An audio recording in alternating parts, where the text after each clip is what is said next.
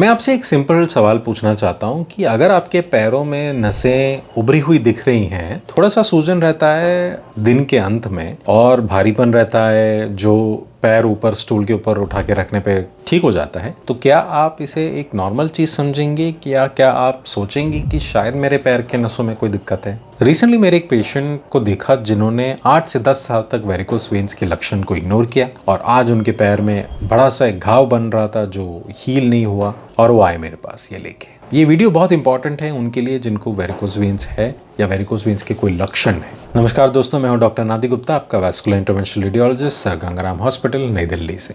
आज मैं आपको बताऊंगा कि वेरिकोस वेन्स को इग्नोर करने से क्या होता है, पैरों में घाव कैसे बनते हैं और कैसे आप लेजर या ग्लू ट्रीटमेंट से कॉम्प्लिकेशन से बच सकते हैं। सबसे इंपॉर्टेंट बात है कि वेरिकोस वेन्स एक प्रोग्रेसिव डिजीज है, यानी कि वो धीरे धीरे बढ़ता है, ये खुद से ठीक नहीं होता। वेरिकोस वेन्स के स्टेजेस होते हैं जिसे हम मेडिकल भाषा में C1 to C6 कहते हैं। प्रॉब्लम धीरे धीरे बढ़ती है। C1 में सिर्फ नसें, हल्की फुल्की नसें उभरी हुई दिखती है और C6 में अल्सर बन जाता है। और लोग यूजुअली तब आते हैं जब कंडीशन ऑलरेडी हाथ से निकल चुका हो या अल्सर बन गया हो। अब समझते हैं कि अल्सर बनता क्यों है। वेरिकोस वेन्स में वाल्व्स की वीकनेस या खराब होने के कारण ब्लड नीचे कलेक्ट होने लगता है, पैरों में जमने लगता है। इससे पाँव में प्रेशर बढ़ता है, सर्कुलेशन नहीं होता, ऑक्सीजन नहीं मिलता और इसलिए स्किन फट के अल्सर बन जाता है। इस वुंड को या इस घाव को कहते हैं हम वीनस अल्सर। ये आसानी से जाता नहीं है और बार बार खुल सकता है अगर इसका सही इलाज नहीं किया गया तो। सबसे बड़ी गलती क्या होती है कि पेशेंट सिर्फ ड्रेसिंग कराते रहते हैं, क्रीम लगाते रहते हैं, बिना ये जाने कि ये अल्सर बना क्यों, ये प्रॉब्लम की जड़ क्या है, रूट कॉज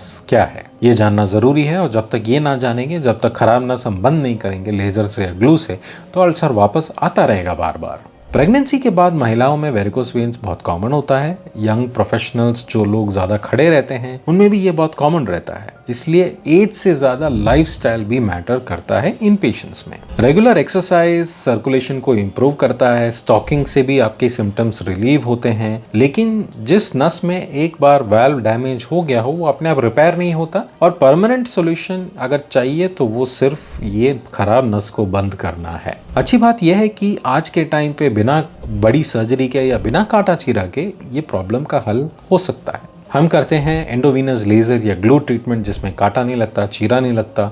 लगभग 1 से 2 घंटे का प्रोसीजर होता है। सेम डे डिस्चार्ज हो सकता है। पेशेंट चल के आता है और चल के जाता है। इसमें क्या होता है कि लेजर से नसों के अंदर हम हीट देकर उसे बंद कर देते हैं। हेल्दी नसें ओपन रहती हैं, सिर्फ खराब नसों को बंद करते हैं। एक चीज याद रखिए कि जितना जल्दी हो सके ये ट्रीट करवाएं। ये बोलते हैं अंग्रेजी में कि treat it when it is a vein problem and don't wait until it becomes a wound problem. Varicose veins सिर्फ कॉस्मेटिक नहीं होता और इसको समझना जरूरी है और जल्दी तुरंत एक्शन लेना जरूरी है।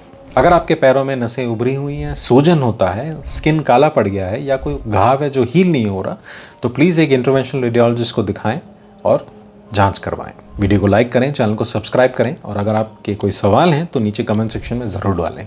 Thank you.